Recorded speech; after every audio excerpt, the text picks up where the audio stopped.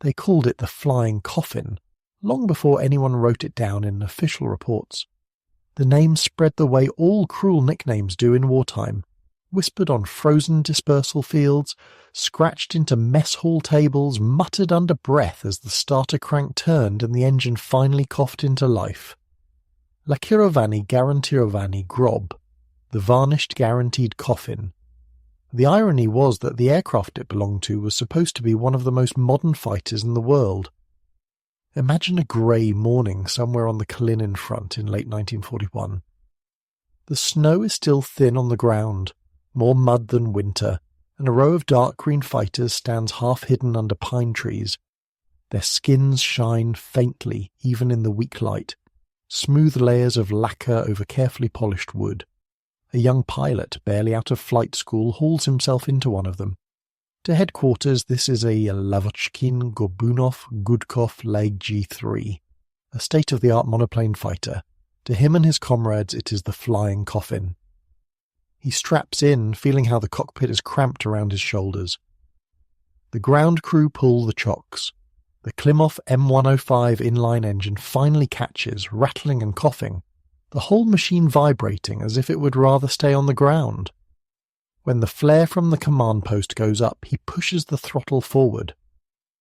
The Lagg 3 starts its takeoff run, heavy, unwilling, the nose stubbornly glued to the ground. Halfway down the strip, he's already counting the remaining distance. He knows the numbers. He has heard the complaints.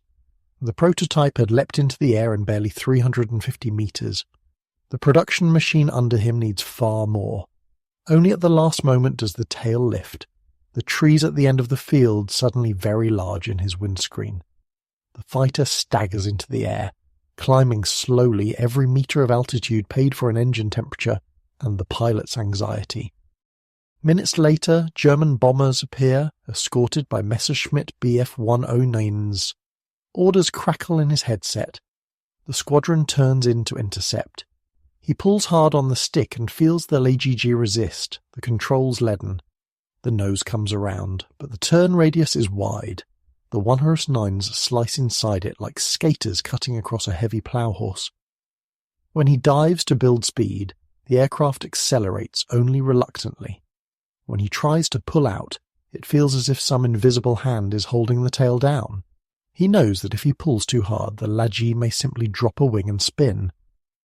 Somewhere in this struggle with gravity and inertia, the nickname Coffin stops being a joke and becomes a reasonable fear. That first winter of war is the starting point for our story, but it is not the beginning of the Lagg's life. To understand how a coffin turned into one of the finest Soviet fighters of the war, we have to go back a few years, into the offices and workshops where it was born. In the late 1930s, the Soviet Union was trying to leap into the era of all-metal high-speed fighters. Old biplanes and early monoplanes like the Polikarpov An-16 had carried the Red Air Force through the Spanish Civil War, but their time was clearly ending. Abroad, Germany was testing sleek Messerschmitts. Britain had the Hurricane and Spitfire on the drawing boards, and France was building fast Dewoitines. The Soviet leadership wanted a modern, powerful interceptor that could defend the vast borders of the country, and they wanted it quickly. There was just one problem: metal. Pre-war Soviet industry simply did not have enough high-quality aluminum alloys to build thousands of modern fighters and bombers at once. Most of the available duralumin was already earmarked for bombers, and for a competing family of Yakovlev and Mikoyan fighters. Engineers needed another way to build a strong, fast aircraft without relying on scarce strategic materials. The answer, at least on paper, was wood. Not simple planks nailed together, but a high-tech composite called delta wood. Very thin layers of birch or pine veneer impregnated with phenolic resin and then baked under high pressure. Properly made, this material was almost as strong as light alloys, resistant to rot and moisture, and could be shaped into smooth aerodynamic forms. The Soviet Aviation Institute VM had been experimenting with it for years. Now a group of designers was asked to turn it into a frontline fighter. That group was headed by 3 men: Semyon Lavochkin, Vladimir Gorbunov, and Mikhail Gudkov. Working at the Gazi 301 factory near Moscow, they designed a clean, low-wing monoplane with retractable landing gear, enclosed cockpit and heavy armament. The prototype, known as the I-301, flew in March 1940 and at first seemed like a triumph.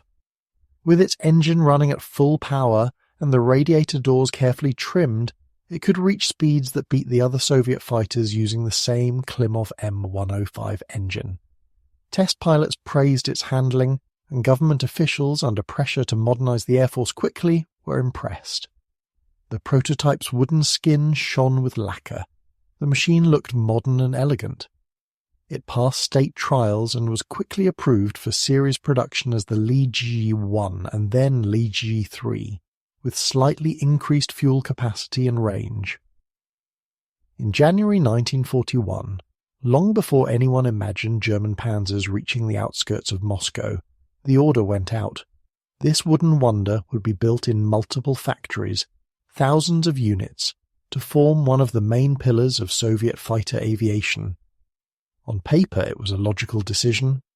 A fighter made mostly from wood saved precious aluminum. The airframe was strong and resistant to fire. The planned armament, a 20mm cannon firing through the propeller hub and heavy machine guns, promised punch against both fighters and bombers. And the Soviet system was used to building aircraft in large numbers even before every detail had been completely worked out. The trouble came, as it so often does, when prototype met mass production. The pre-war I-301 had been hand-built by skilled craftsmen, with carefully selected wood and close attention to weight. The production lagg-3 was built under far harsher conditions. Some factories had never made such advanced aircraft before. Drawings were incomplete, jigs were improvised, workers were rushed through training. When the German invasion in June 1941 forced entire plants to evacuate eastward, the situation became even more chaotic. In this environment, every extra brace and reinforcing plate added just to be safe cost precious kilograms. The result was that the production lagg-3 was much heavier than the prototype. Its top speed dropped by dozens of kilometers per hour, its climb rate suffered, and its takeoff run lengthened. The engine, which had seemed adequate on the sleek prototype, now had to haul around a much fatter airplane. Pilots discovered these shortcomings the hard way. The lagg-3 reached combat units just as the Eastern Front turned into a catastrophe. Many squadrons had to convert from older types to the new wooden fighter while retreating, short of fuel, spare parts, and experienced instructors. They quickly learned that the Elajas was sturdy.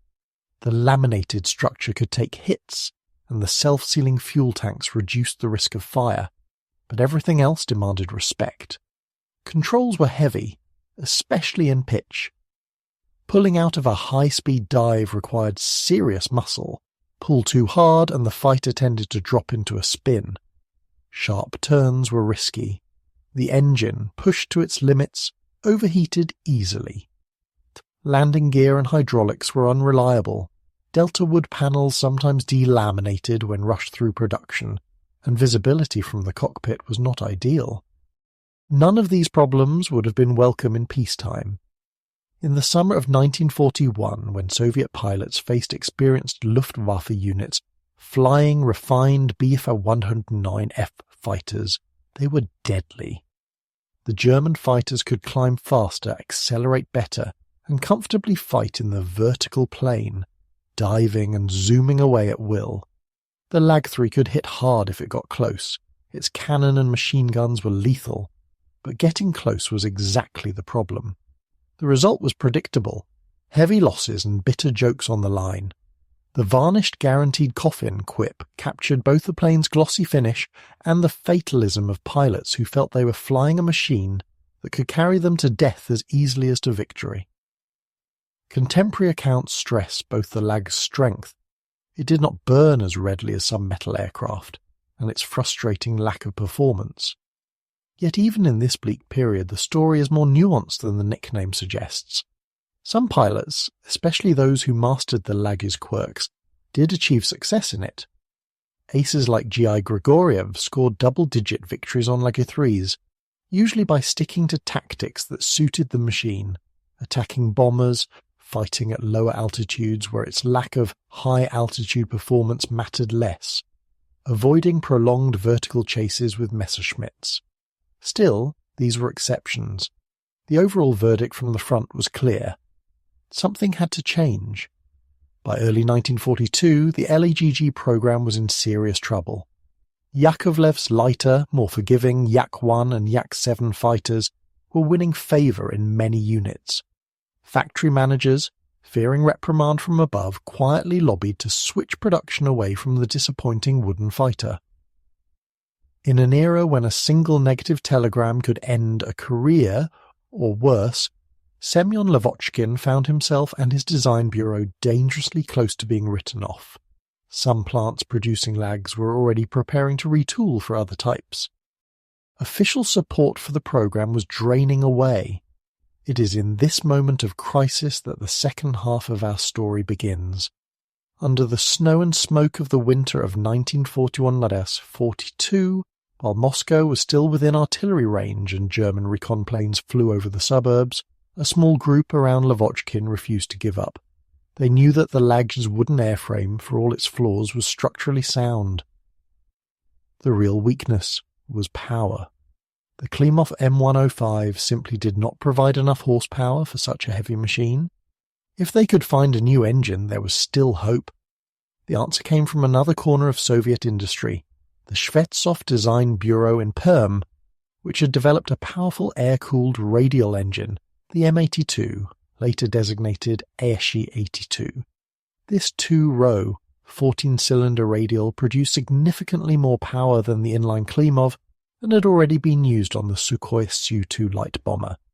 On paper, grafting such an engine onto the LAGG airframe promised a major boost in performance. The idea was not entirely new. Gudkov had experimented with a LAGG variant powered by the M82, but now Lavochkin made it the centerpiece of his survival plan. In a story that later acquired almost mythic overtones, the team worked in very modest conditions, even in a wooden hut near the airfield after parts of the factory had been evacuated. They took a standard LAGG-3, removed its narrow nose with the inline engine, and built a new front section around the bulky radial, borrowing the cowling from the Su-2. The result looked slightly ungainly, a sleek, narrow-tailed fighter with a large round engine up front. But from the first tests it was clear they were onto something. The prototype climbed faster and was noticeably quicker at low and medium altitudes. Test pilots reported that the aircraft finally felt like it had reserve in the engine, some extra power to call on in combat.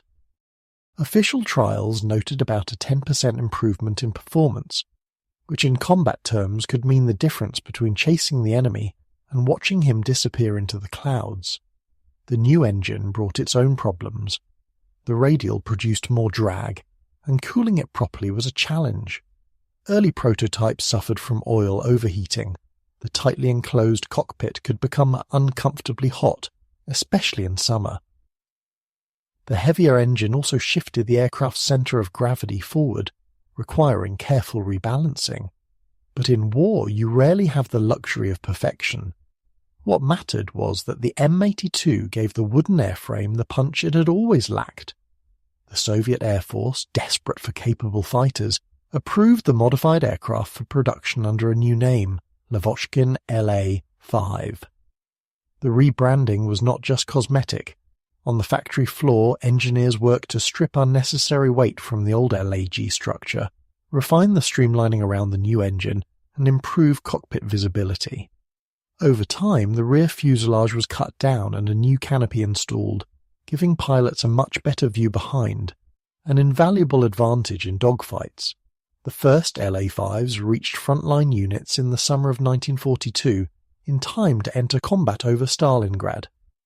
To a pilot who had wrestled a LAGG-3 through those early months of war, climbing into a LA-5 must have felt like night turning into dawn. The aircraft was still made largely of wood and still required respect in handling, but the engine in front now roared with authority. Takeoff runs were shorter, climb rate improved dramatically, and at low altitude the LA-5 could finally meet German fighters on something like equal terms. Over Stalingrad's burning ruins and in the forests of the Upper Don, Lavochkin's reborn fighter helped blunt Luftwaffe attacks and gave exhausted Soviet pilots a new sense of confidence. The transformation did not stop there. As combat reports came in, Lavochkin's team and the engine designers kept pushing for more. They introduced an improved version, the Luftwaffe, with a more powerful engine installation and reduced weight. Then came the LF5FNs, where N stood for injection. The Ash-82FN engine used direct fuel injection and a better supercharger. This gave the fighter excellent low-altitude performance.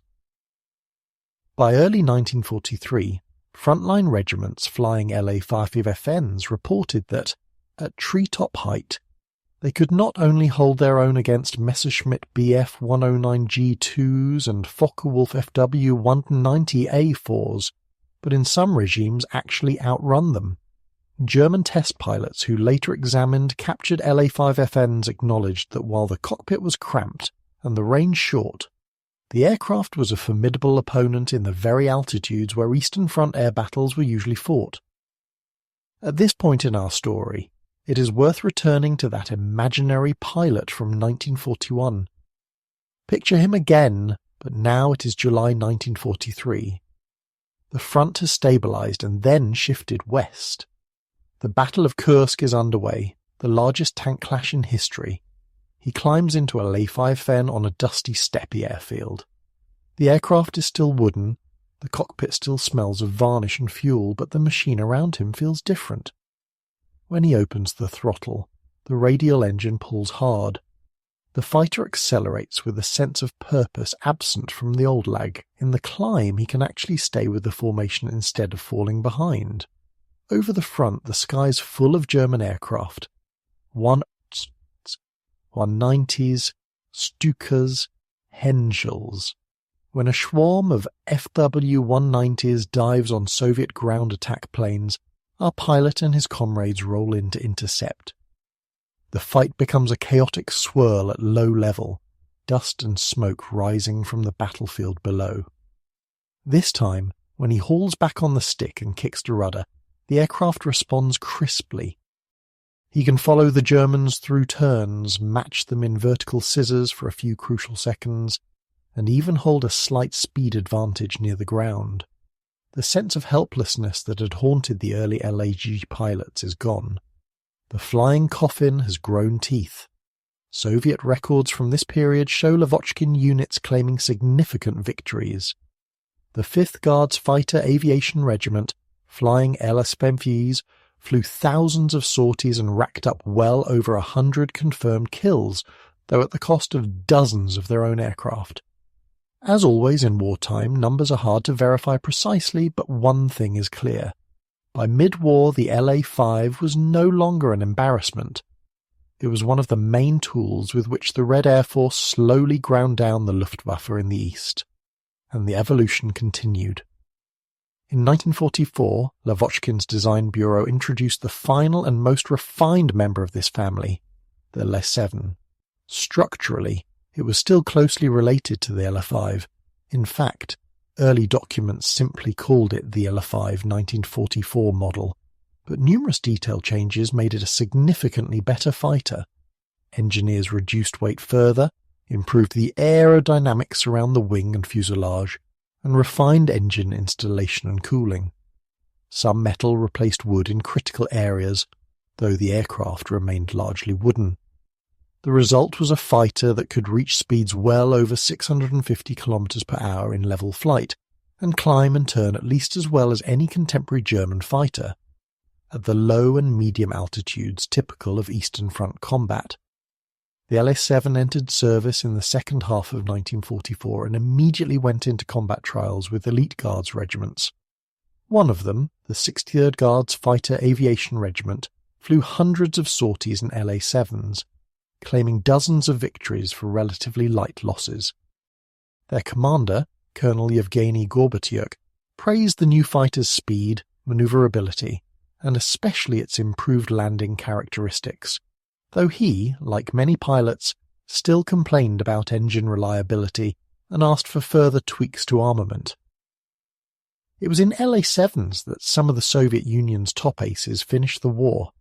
Ivan Kozhedub, the highest-scoring Allied fighter ace of World War II, flew Lavochkin fighters extensively and scored many of his 60-plus victories in LA-5FNs and LA-7s. The machine that had begun life as a heavy underpowered wooden fighter, despised by many of its pilots, had by 1944-45 become a thoroughbred steed for the best of them.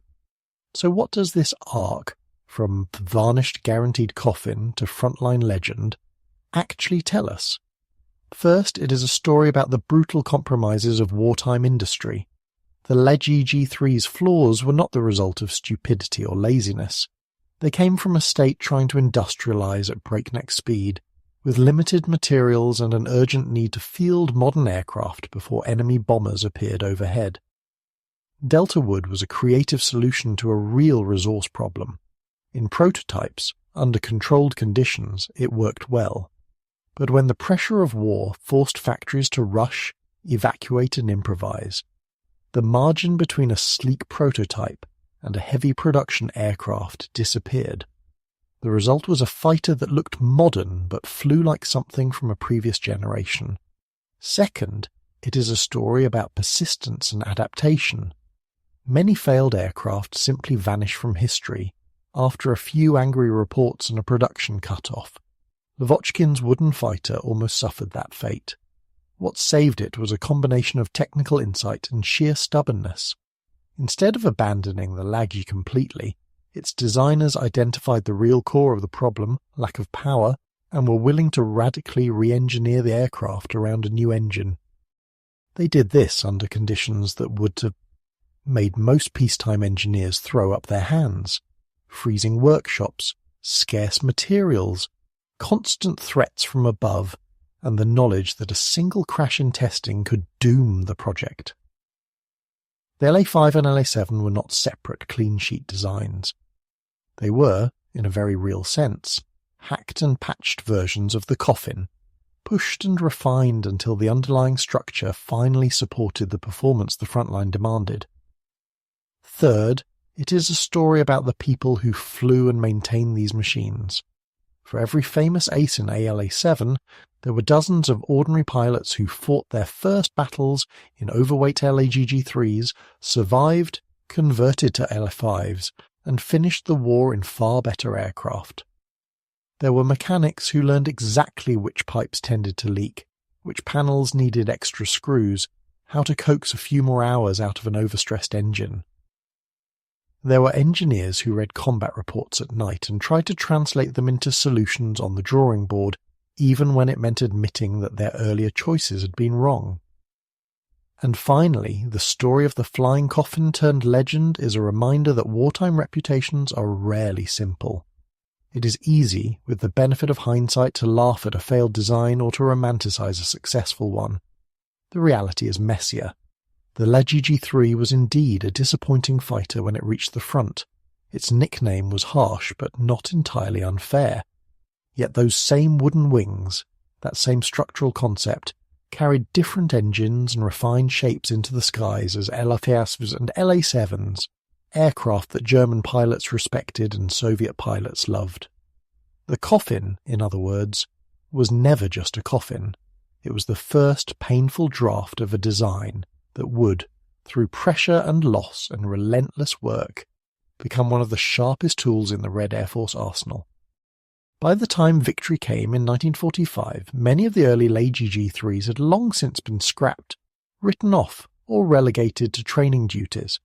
Their replacements, LA-5FNs and LA-7s, stood on forward airfields from the Baltic to Prague, their wooden skins weathered, their engines smelling of hot oil and dust. To a casual observer, they might have seemed like completely different aircraft from the varnished coffins of 1941. But the pilots and engineers who had been there from the beginning knew better. They knew that inside those refined fighters lived the bones of the old lagg, and with them the memory of a time when every takeoff felt like a gamble. That, in the end, is what makes this story so compelling. It is not just about a machine. It is about a design that refused to die, about a country that learned and adapted under unimaginable pressure, and about the thin line in war between a coffin and a legend, a line sometimes measured in nothing more than a few hundred extra horsepower and the stubbornness of the people willing to chase them.